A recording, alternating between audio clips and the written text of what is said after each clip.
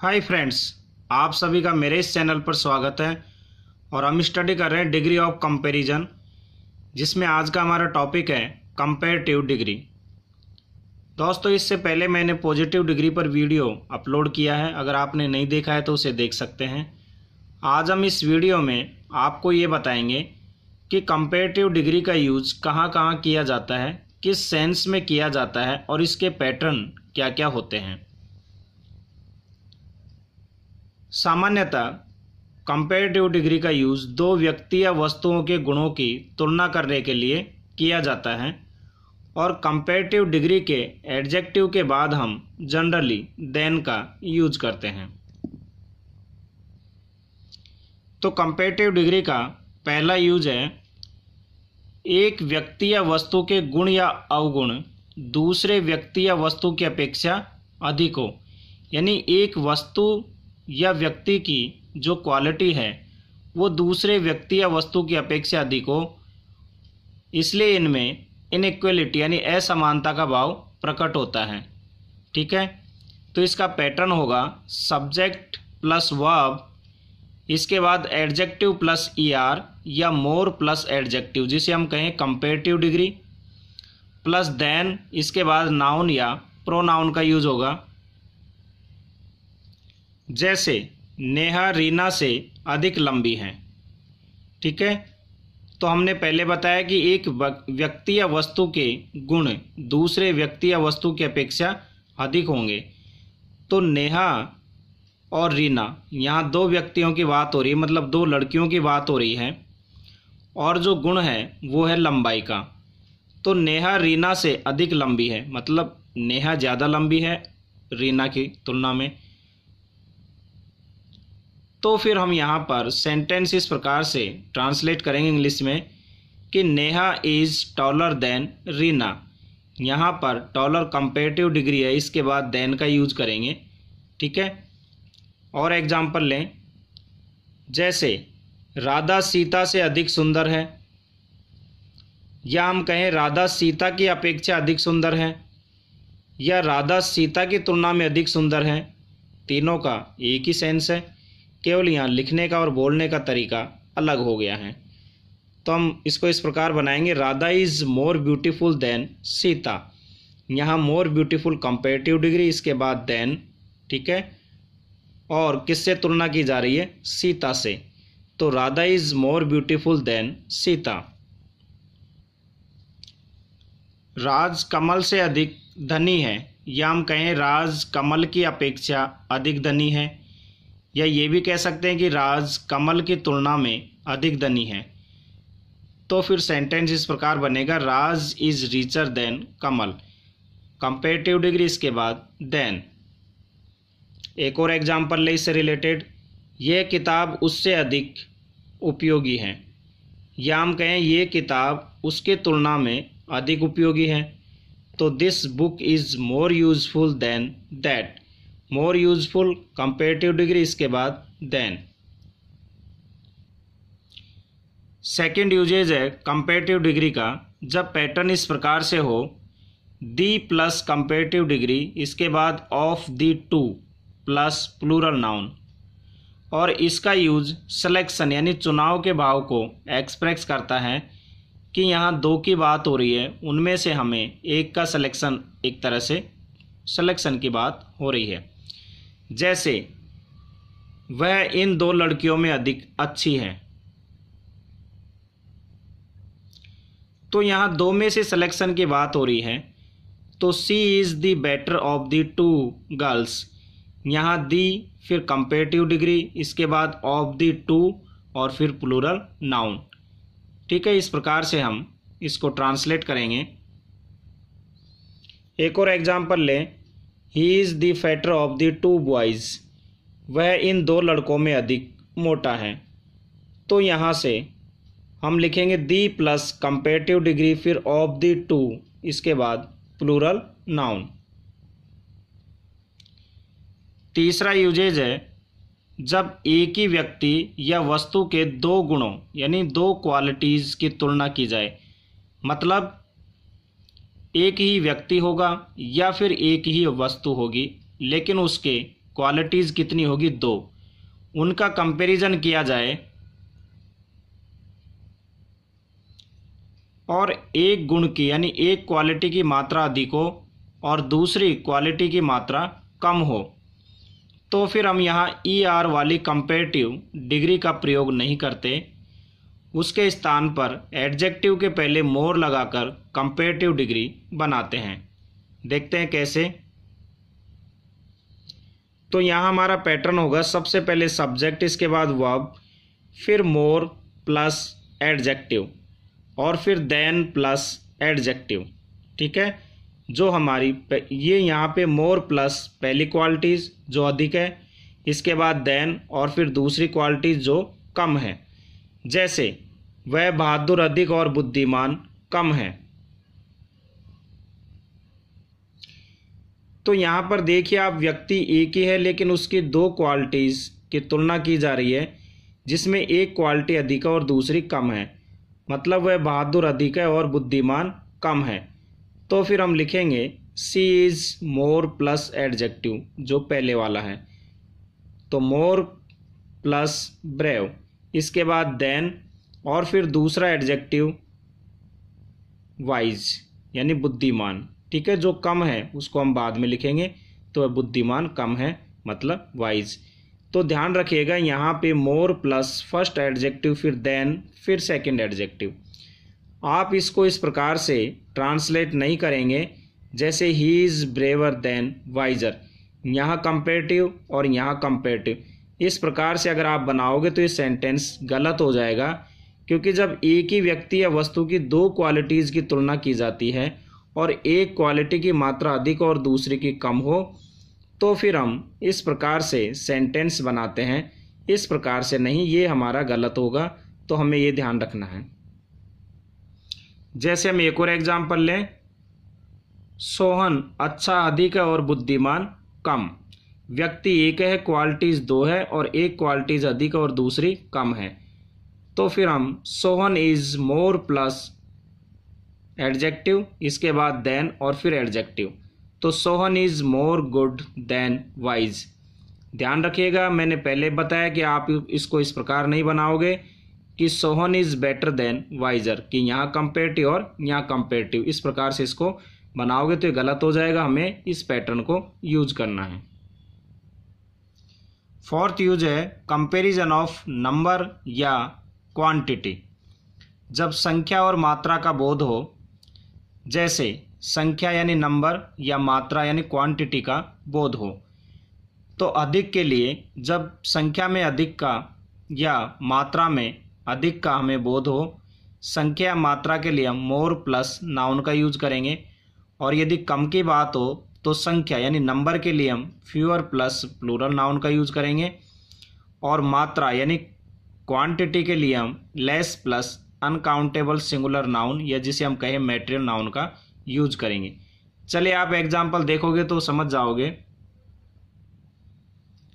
जब अधिक के लिए संख्या या मात्रा का बोध हो यानी कि नंबर या क्वांटिटी का बोध हो, तो हम मोर प्लस नाउन का यूज करेंगे। जैसे यहाँ पेंसिल से अधिक कलमें हैं, मतलब पेंसिल अधिक है, यहाँ कलमों से तुलना की जा रही है, तो कलम की तुलना में पेंसिल हमारे पास अधिक है। यहाँ पेंसिल से अधिक यहाँ पेंसिल से अधिक कलमें, यानी कलमें हमारे पास पेंसिल की तुलना में ज़्यादा हैं। ठीक है, तो फिर हम इस प्रकार लिखेंगे there are more pens than pencil here. और ये नंबर को शो करेगा, तो यहाँ पर हम प्लूरल नाउन का यूज करेंगे। मोर, पेन्स, फिर देन, इसके बाद पेंसिल्स, यहाँ भी प्लूरल नाउन का यूज होगा। तो यहाँ पेंसिल से अधिक कलमें हैं। अधिक के लिए हम मोर प्लस नाउन का यूज करेंगे और नंबर के लिए हम प्लूरल नाउन का यूज करेंगे। यदि अधिक हमें क्वांटिटी की बात की जा रही हो, तो फिर हम जैसे यहाँ दूध से अधिक पानी है, तो there is more water than milk here. More plus यहाँ पे मैटेरियल नाउन या जिसे हम कहें अनकाउंटेबल नाउन, फिर देन, फिर अनकाउंटेबल नाउन इस सेंस में हम यूज करेंगे क्वांटिटी के लिए। कम के लिए यदि नंबर की बात हो यानी संख्या की बात हो तो हम फ्यूअर प्लस नाउन का यूज करेंगे। जैसे यहाँ पेंसिलों से कम कल में है, या हम कहें यहाँ पेंसिल से कम कल में है, यहाँ कम का यूज किया गया है तो फिर हम फ्यूअर प्लस नाउन का यूज करेंगे। जैसे there are fewer pens than pencils here, यहाँ प्लूरल नाउन आएगी दोनों जगह, fewer pens than pencils here. लेकिन कम के लिए यदि क्वांटिटी यानी मात्रा की बात हो तो फिर हम लिखेंगे लेस प्लस नाउन। यहाँ पानी से कम दूध है तो there is less milk than water here, और ये अनकाउंटेबल नाउन होगी यानी मैटेरियल नाउन है, मिल्क और वाटर। जैसे उसे चांदी से कम सोना है तो he has less gold than silver. Usages number 5 है हमारा, जो कि मैंने पैटर्न लिखा हुआ है, इस पैटर्न के आधारित है। सब्जेक्ट, इसके बाद वर्ब, फिर कंपैरेटिव डिग्री, इसके बाद देन, फिर हम एनी अदर का यूज करेंगे, इसके बाद सिंगुलर नाउन का यूज होगा, फिर ऑफ या इन है तो अदर वर्ड्स का यूज करेंगे। तो यहाँ पर दूसरा पैटर्न यह है, सब्जेक्ट प्लस वर्ब, फिर कंपैरेटिव डिग्री, इसके बाद देन, और फिर ऑल अदर, इसके बाद प्लूरल नाउन, और यदि ऑफ या इन है तो अदर वर्ड का यूज करेंगे। इन दोनों पैटर्न में क्या अंतर है, ये दोनों एक ही मीनिंग शो करते हैं, लेकिन अगर हम यहाँ एनी अदर का यूज करते हैं तो सिंगुलर नाउन का यूज करना होगा, और यदि ऑल अदर का यूज करते हैं तो प्लूरल नाउन का यूज करना है। बस ये डिफरेंस है इनमें।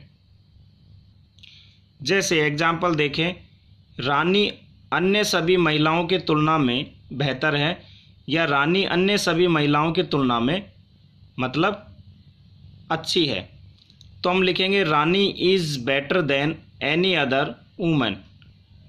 या फिर हम इसे ऐसे भी लिख सकते हैं कि Rani is better than all other women. यहाँ पे आप देखिए, यदि एनी अदर का यूज कर रहे हैं तो फिर सिंगुलर नाउन यूज होगा, और यदि ऑल अदर का यूज कर रहे हैं तो यहाँ प्लूरल नाउन का यूज होगा।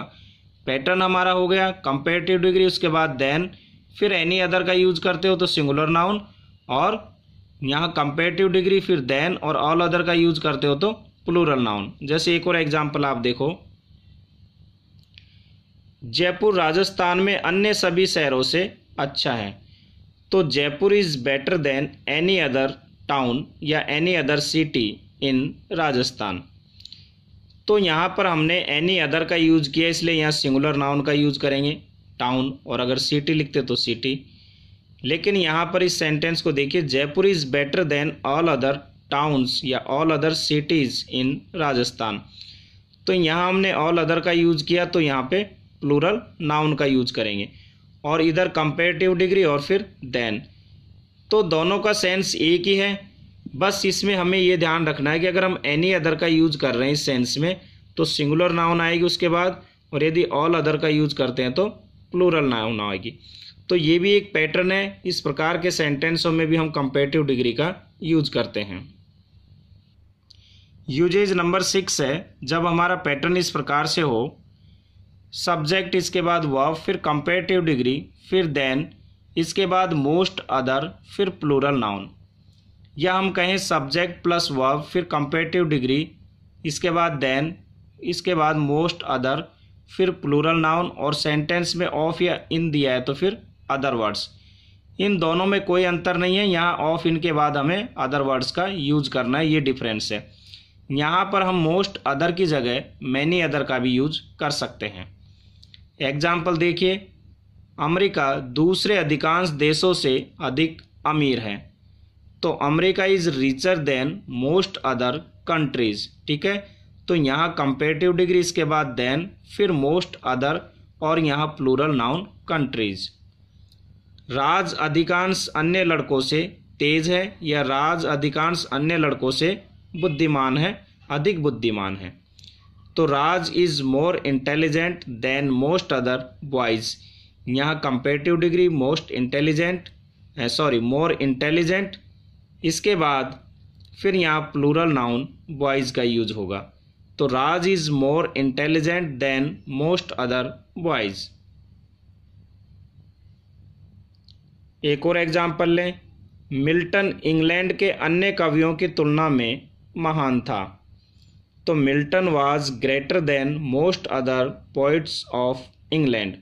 ठीक है, तो यहाँ पर कंपेरेटिव डिग्री और इसके बाद हम देन, फिर मोस्ट अदर, इसके बाद प्लूरल नाउन और इसके बाद अदर सेंटेंस ऑफ इंग्लैंड। अब मैं आपको कंपेरेटिव डिग्री से रिलेटेड कुछ और अदर इम्पोर्टेंट बातें बताऊंगा, जैसे लैटिन एडजेक्टिव, इनके बारे में आपने सुना होगा, जैसे junior, senior, inferior, superior, posterior, prior, anterior. इनका यूज भी कंपेरेटिव डिग्री के एडजेक्टिव के रूप में होता है, लेकिन इनके बाद हमेशा हम प्रीपोजिशन टू का यूज करते हैं, ना कि कंजक्शन देन का। अब तक हमने जितने भी एग्जाम्पल देखे उनमें कंपेरेटिव डिग्री के बाद हमने देन का यूज किया, लेकिन इन लैटिन एडजेक्टिव के बाद हम प्रीपोजिशन टू का यूज करते हैं, देन का नहीं। जैसे एग्जाम्पल लेते हैं जूनियर का, इसका मतलब होता है पद में कम होना किसी से, यानी कि उससे छोटे पद पे होना या फिर आयु में छोटा होना। तो हम लिखेंगे राज इज़ जूनियर टू मी, यानी राज मेरे से जूनियर है, राज मेरे से पद में छोटा है। हम इसे ऐसे बिल्कुल भी नहीं लिखेंगे मोर जूनियर देन, ये यूज नहीं करना, क्योंकि मैंने पहले बताया कि कुछ लैटिन एडजेक्टिव इसके बाद हम देन का यूज नहीं करते, टू का यूज करते हैं। यहाँ टू से ही कंपेरेटिव का बोध होता है। सीनियर की बात करें, पद में किसी से बड़े पद पर होना या वरिष्ठ होना, जैसे राकेश इज सीनियर टू राज, यानी राकेश राज की तुलना में सीनियर है या राज की अपेक्षा सीनियर है। तो फिर हम यहाँ सीनियर के बाद टू राज लिखेंगे, देन का यूज नहीं करेंगे।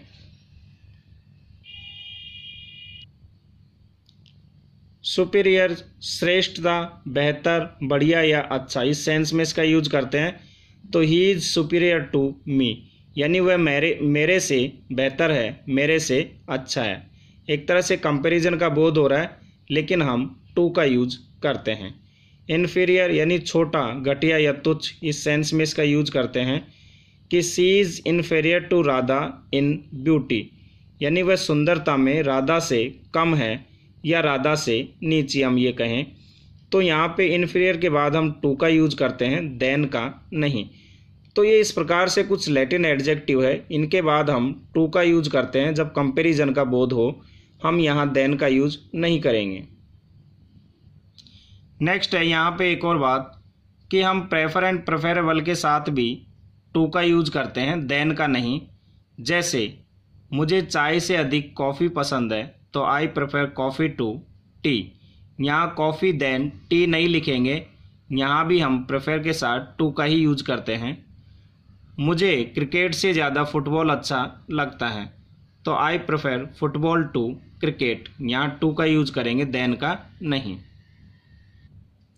नेक्स्ट है प्रेफरेबल, इसका मतलब होता है से अधिक अच्छा या बेटर देन, इस सेंस में करते हैं, और इसमें भी हम देन का यूज नहीं करते हैं, टू का यूज करते हैं। जैसे कॉफ़ी चाय से अधिक अच्छी है, तो coffee is preferable to tea, यहाँ टू का यूज करेंगे, देन का नहीं।